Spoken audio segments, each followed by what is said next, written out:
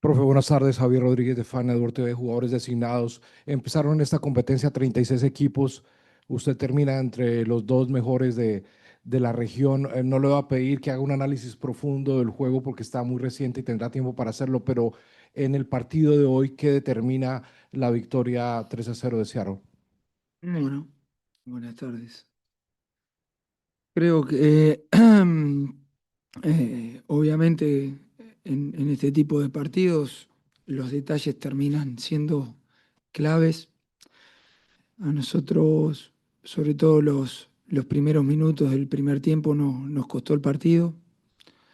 Eh, y bueno, a partir de ahí intentamos ir creciendo dentro del partido. Lamentablemente tomamos el gol en la primera parte.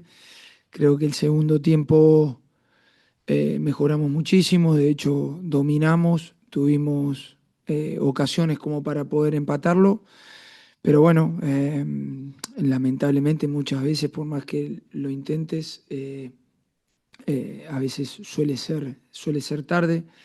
Mm, Creo que al final el resultado 3-0 termina siendo demasiado abultado por lo que pasó en el partido. El partido fue mucho más parejo. Claramente en los últimos minutos nosotros teníamos que tomar riesgo para tratar de empatar. Hicimos cambios ofensivos, sabíamos que íbamos a correr los riesgos que corrimos atrás. Y bueno, al final creo que el penal, el segundo gol, nos termina eh, quizás ya empieza a terminarse el partido en ese resultado, en esa acción, perdón.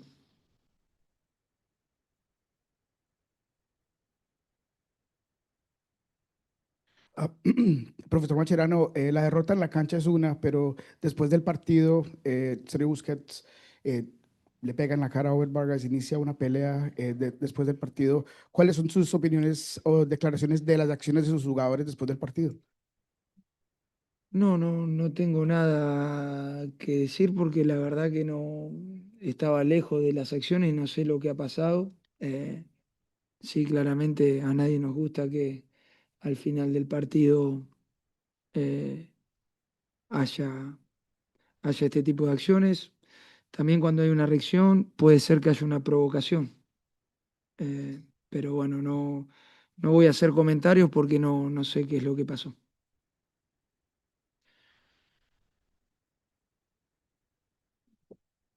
Uh, Coach, just wondering if the fact that you had to fly all over the country from Miami to Seattle and the delay in your flight, if that might have impacted a little bit on your players and how ready they were in terms of fatigue. No, I don't like to find excuses. We lost.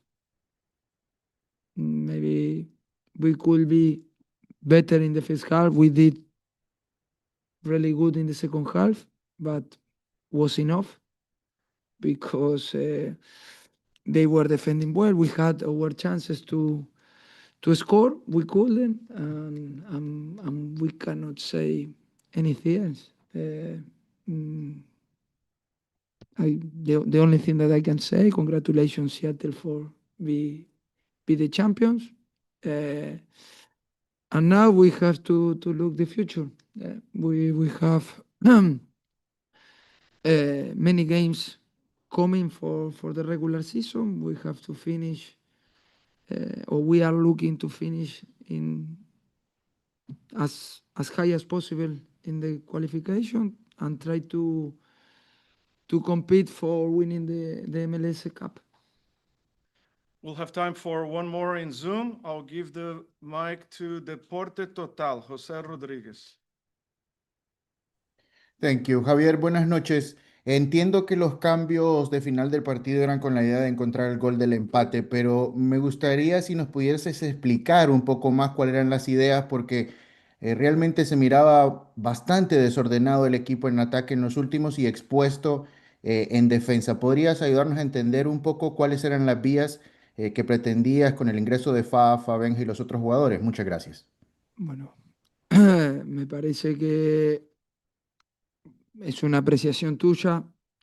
Creo que El ingreso de Telasco, que fue a los 10 minutos, fue un ingreso muy bueno para el equipo. De hecho, empezamos a hundir a Seattle y a jugar en campo rival. Tuvimos dos o tres situaciones ahí como para poder empatar, la de Tadeo, tuvimos otro cabezazo de Tadeo, pero claramente veíamos que no nos alcanzaba. Entonces la idea fue cuando entró Fafa, faltando 20 minutos, que era ya que veíamos que ellos estaban metidos con todo el mundo eh, muy cerca o dentro de su área, lo que intentábamos es ir por fuera, tratar de conseguir eh, mover la pelota, poder tener gente dentro del área que sostenga su línea defensiva y tener quizás también alguna posibilidad de remate de afuera del área, que lo ha hecho muy bien Seattle, que ha bloqueado. Me estás hablando del último cambio de Benja cuando iba 2-0 y faltaban 5 minutos, José, digamos, lo que intentamos, faltaban 5 minutos para terminar el partido, lo que buscábamos era ver si podíamos hacer un gol y meternos dentro del partido. El desorden, no sé, tengo que verlo bien al partido, pero me parece que claramente el segundo tiempo dominamos todo el tiempo el balón, jugamos en campo rival el- y las jugadas o las chances que tuvo Seattle fueron de transiciones, que es normal. Estás atacando con mucha gente volcada en ataque, sabíamos que iban a tener alguna transición, alguna que otra siguió, pero me parece que estaban fuera de juego. Igual no tiene ningún sentido. Pero creo que, ya te digo, más allá que quizás el de Fafa no surgió tanto efecto como el que queríamos, lo que buscábamos con él era tener a alguien más en el área y poder, veíamos que Ian estaba cansado, entonces buscábamos que Tadeo juegue por fuera para poder desbordar y empezar a poder centrar, ya que ellos tenían mucha gente atrás. With that last question, we finish.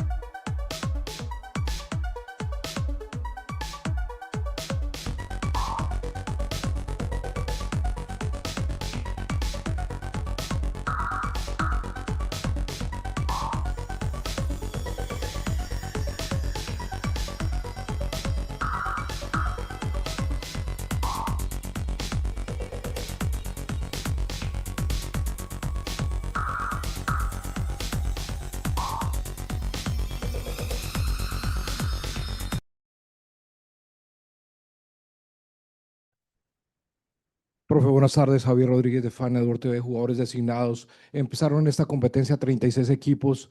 Usted termina entre los dos mejores de la región. No le voy a pedir que haga un análisis profundo del juego porque está muy reciente y tendrá tiempo para hacerlo, pero en el partido de hoy, ¿qué determina la victoria 3-0 de Seattle?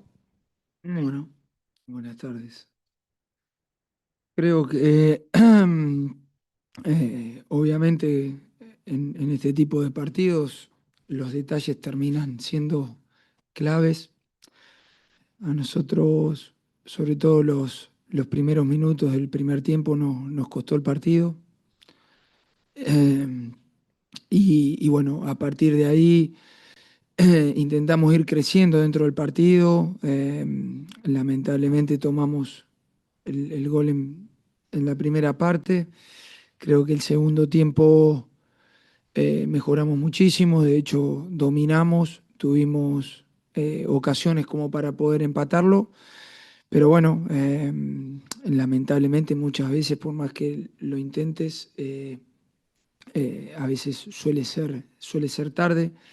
Mm, Creo que al final el resultado 3-0 termina siendo demasiado abultado por lo que pasó en el partido. El partido fue mucho más parejo. Claramente en los últimos minutos nosotros teníamos que tomar riesgo para tratar de empatar. Hicimos cambios ofensivos, sabíamos que íbamos a correr los riesgos que corrimos atrás. Y bueno, al final creo que el penal, el segundo gol, nos termina eh, quizás ya empieza a terminarse el partido en ese resultado, en esa acción, perdón.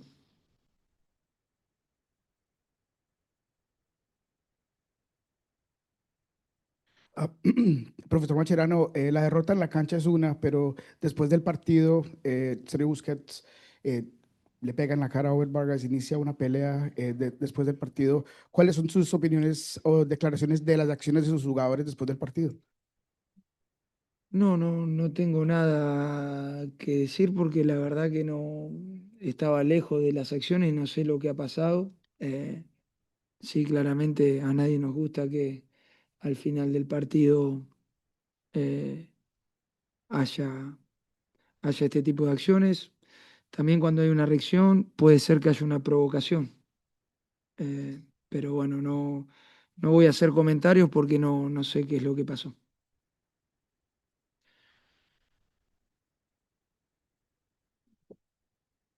Coach, just wondering if the fact that you had to fly all over the country from Miami to Seattle and the delay in your flight, if that might have impacted a little bit on your players and how ready they were in terms of fatigue.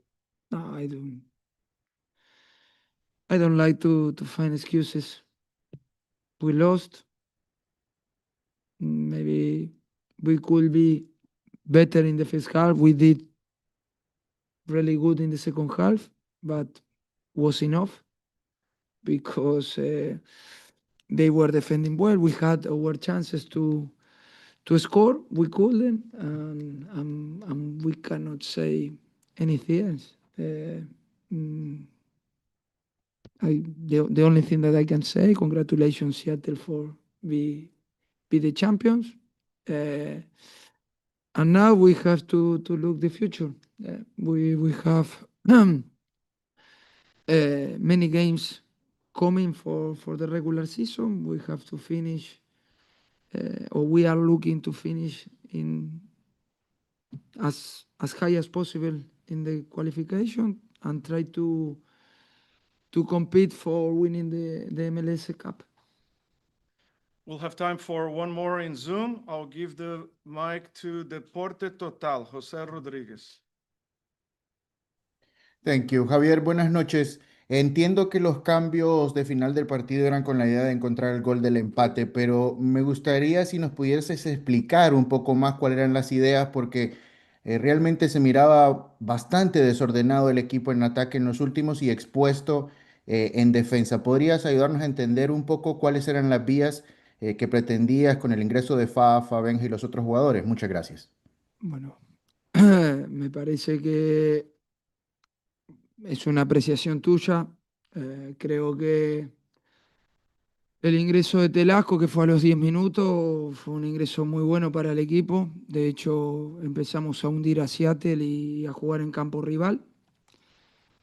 Tuvimos 2 o 3 situaciones ahí como para poder empatar, la de Tadeo, tuvimos otro cabezazo de Tadeo, pero claramente veíamos que no nos alcanzaba. Entonces la idea fue cuando entró Fafa, faltando 20 minutos, que era ya que veíamos que ellos estaban metidos con todo el mundo eh, muy cerca o dentro de su área, lo que intentábamos es ir por fuera, tratar de conseguir eh, mover la pelota, poder tener gente dentro del área que sostenga su línea defensiva y tener quizás también alguna posibilidad de remate de afuera del área, que lo ha hecho muy bien Seattle, que ha bloqueado. Me estás hablando del último cambio de Benja cuando iba 2-0 y faltaban 5 minutos, José, digamos, lo que intentamos, faltaban 5 minutos para terminar el partido, lo que buscábamos era ver si podíamos hacer un gol y meternos dentro del partido. El desorden, no sé, tengo que verlo bien al partido, pero me parece que claramente el segundo tiempo dominamos todo el tiempo el balón, jugamos en campo rival y las jugadas o las chances que tuvo Seattle fueron de transiciones, que es normal. Estás atacando con mucha gente volcada en ataque, sabíamos que iban a tener alguna transición, alguna que otra siguió, pero me parece que estaban fuera de juego. Igual no tiene ningún sentido. Pero creo que, ya te digo, más allá que quizás el de Fafa no surgió tanto efecto como el que queríamos, lo que buscábamos con él era tener a alguien más en el área y poder, veíamos que Ian estaba cansado, entonces buscábamos que Tadeo juegue por fuera para poder desbordar y empezar a poder centrar, ya que ellos tenían mucha gente atrás. With that last question, we finish.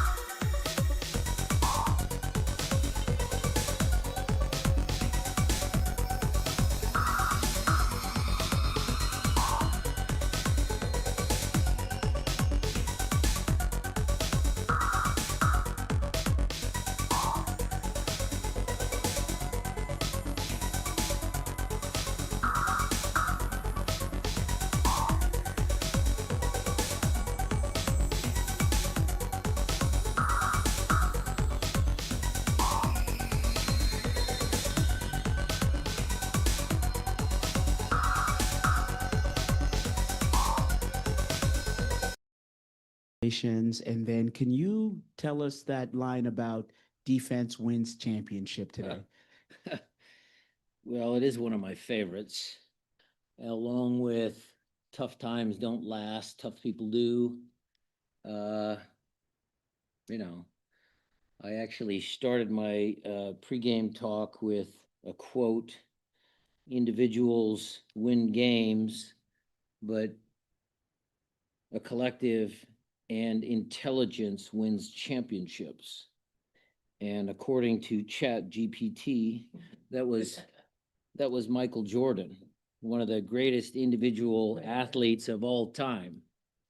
And you know, it came true tonight because they have unbelievably talented players. I mean, fuck, we were under it in the second half. The beginning of the second half, they were all over us, and they probably should have scored a couple goals. But our collective, the intelligence, the smarts, keeping our composure. I think that, was the reason why we won the game tonight. Yeah, you talk about your intelligence and your composure, and congratulations on the win as well. But I don't know, could you have scripted a more perfect sort of way that played out there at the end, all the way from Paul scoring the goal to the complete meltdown on the field, which to me spoke more to the degree to which you frustrated them? Yeah, I mean, look, the comment I made about Paul Rothrock prior to this game, Christina and I were sitting at dinner and we're having a glass of wine and we're talking about, I was talking about Messi and Suarez and and she said, stop talking about Miami. Let's talk about our boys. And, that gave me the impetus when you guys asked me the question in the scrum. I mean, let's talk about our guys because we have a great team. They might not be the names that are in the world stage, but they're certainly, talented people, talented players.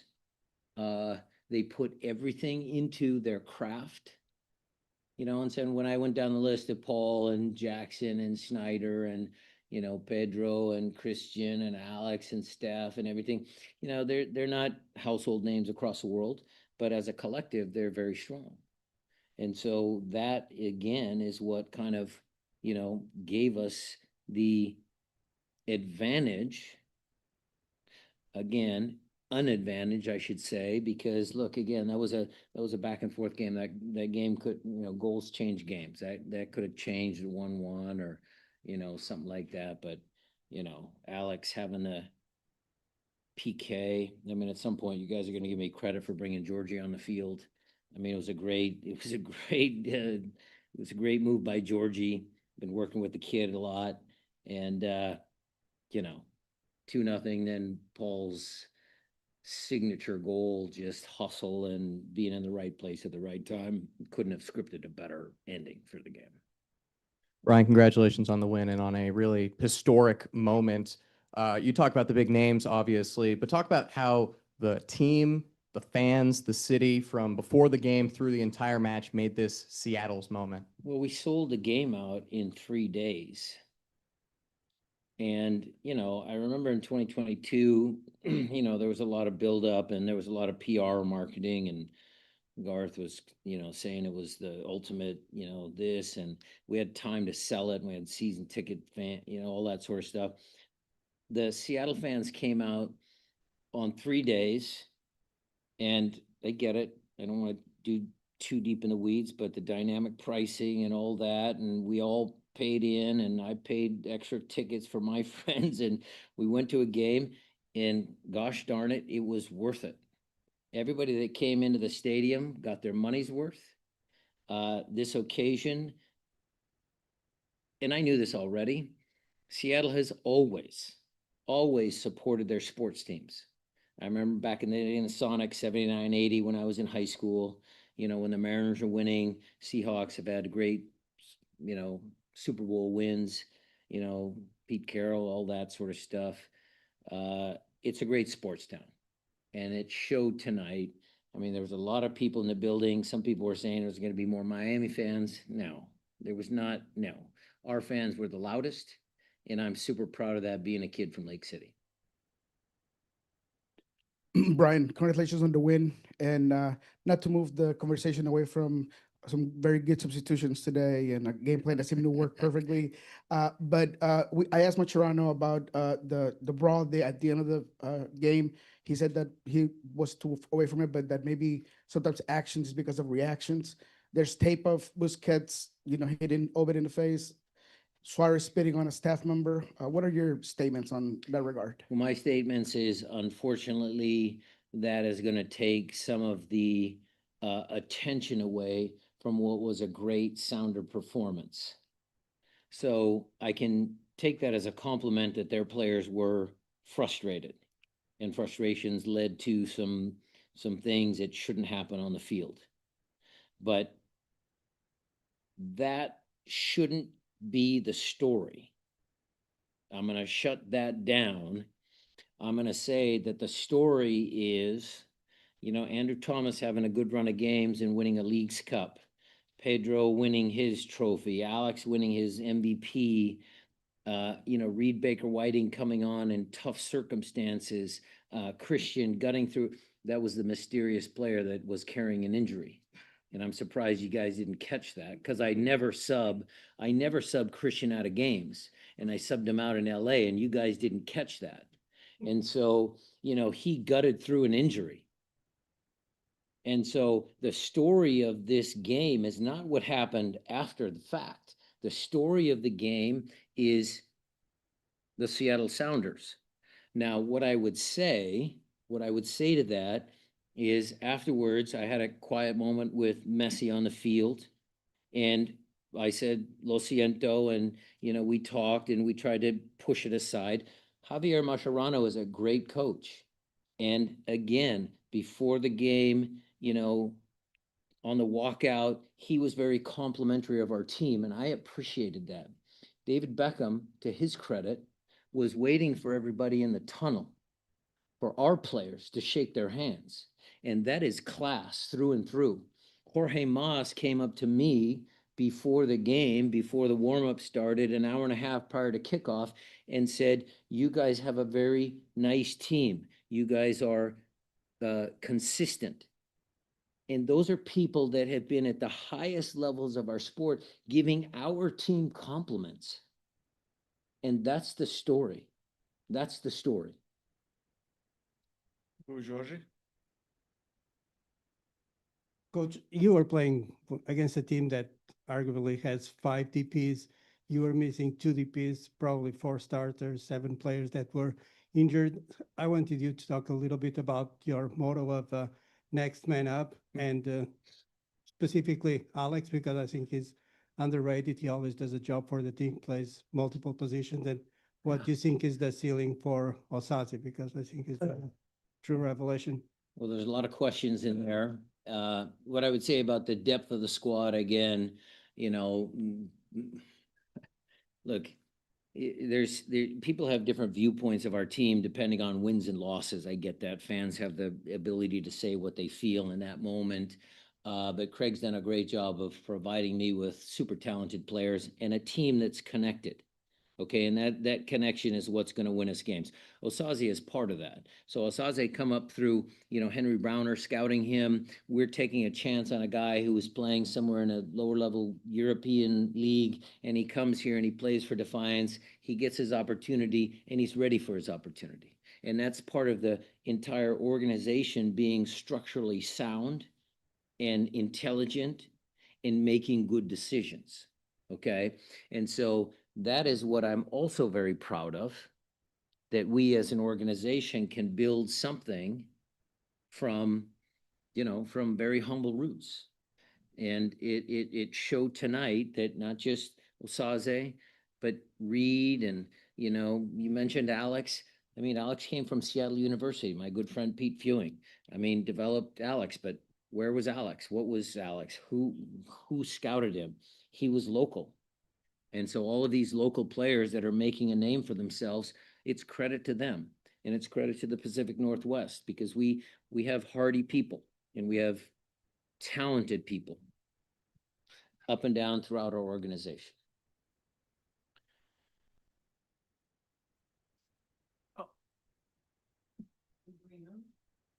We'll come back to you. Hey, Brian. How you doing? Good to see you. You too. The best player of all time was on the pitch today, and you guys kind of made him look normal. Quite the feat. He was frustrated, didn't do a whole lot offensively. Probably didn't look normal to you, but how'd you pull that off? Well, again, we talked about a collective because one guy cannot mark Preki. Preki, oh jeez. He was MVP. Oh, okay. One guy cannot mark Messi. It's impossible. He's too good, even at his age.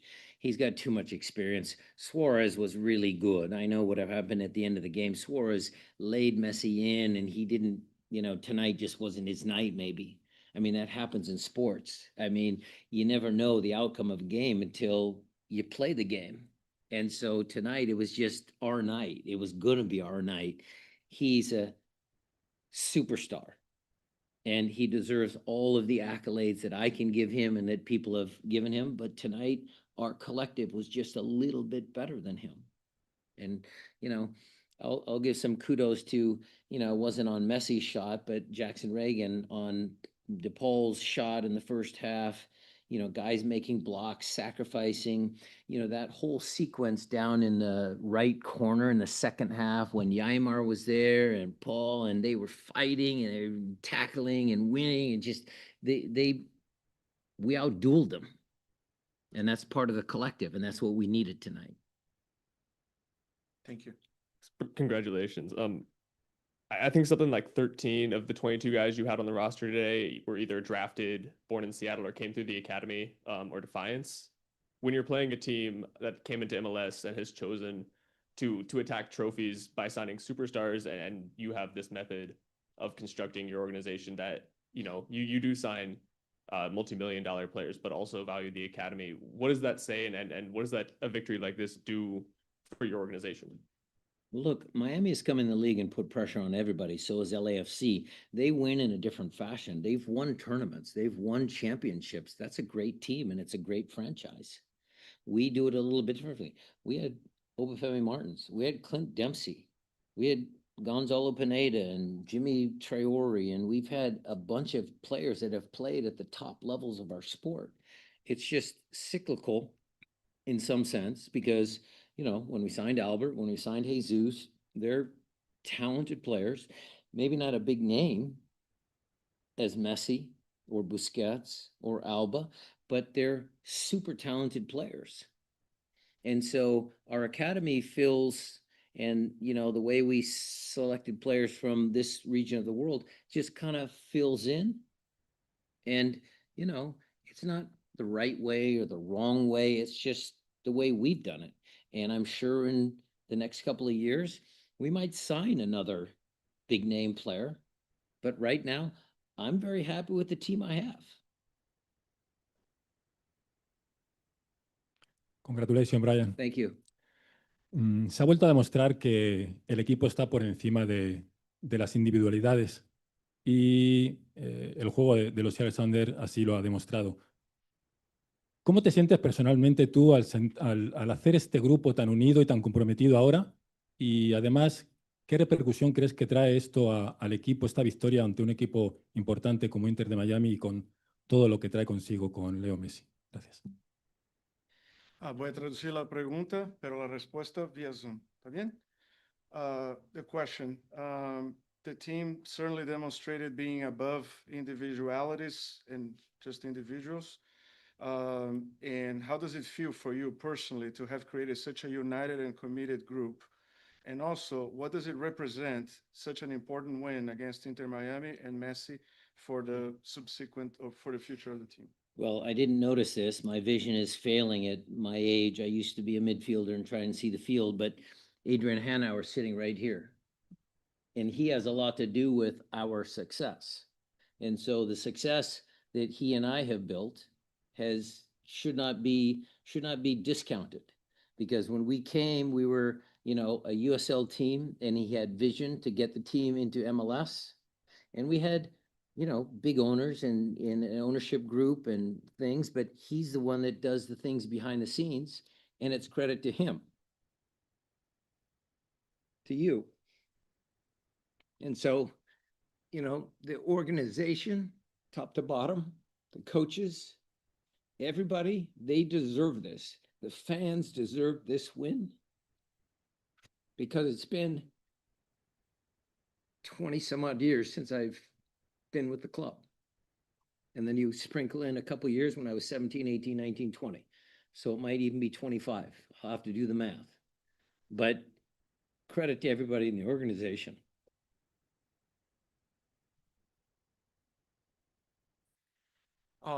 We'll take a couple of other in Zoom, and then we'll come back to the room. Franco, take it away, please. Thank you. Brian, congratulations on a well-deserved win for your team.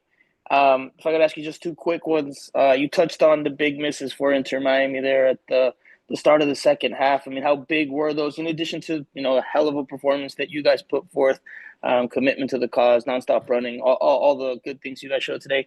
And the second one, I know you said you don't want it to be the story, but the brawl post game obviously is going to be a big part of what gets talked about nationally, internationally. Luis Suarez with the spitting action.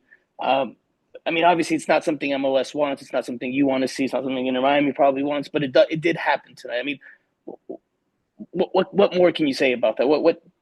How do you explain that? I know tempers flare when there's losses in finals, but how do you explain that? Thank you. Yeah, thank you for the question. It gives me another opportunity to talk about, you know, soccer as sport, and, you know, goals change games. We obviously scored a tremendous goal in the first half. I thought that goal was really good.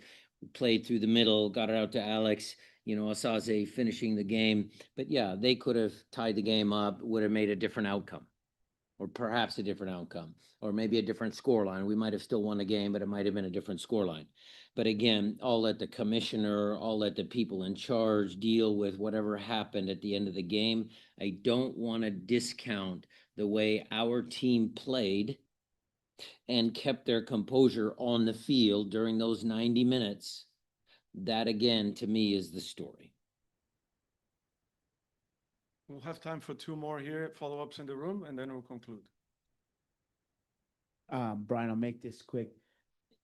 When you played, you were a gritty midfielder, and just how much can you talk about this team? Because you said, you know, people say you're a nice team, but this team is also gritty, non-intimidating, and then just seizes the moment.